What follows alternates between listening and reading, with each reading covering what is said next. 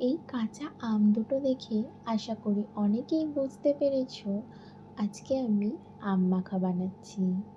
এই যে দুদিন বৃষ্টি হলো না, সেই বৃষ্টিতে মামার বাড়িতে অনেকগুলো কচি কচি আম ঝরে পড়েছে। সেগুলোই মামা কুড়িয়ে এনে দিয়ে গিয়েছিল। আর কাঁচা আম দেখা মাত্রই আমার ফার্স্ট প্রেফারেন্স আম মাখা খাওয়া। আমগুলো যখন কাটছিলাম ছোটবেলার স্মৃতিগুলো ভেসে উঠছিল।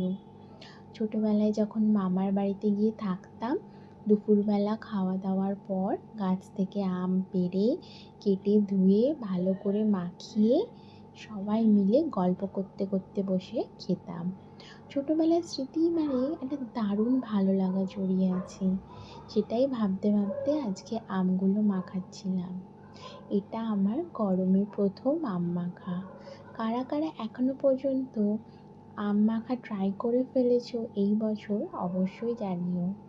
আমগুলো ছোট হলে কি হবে, দারুণ কিন্তু টক ছিল।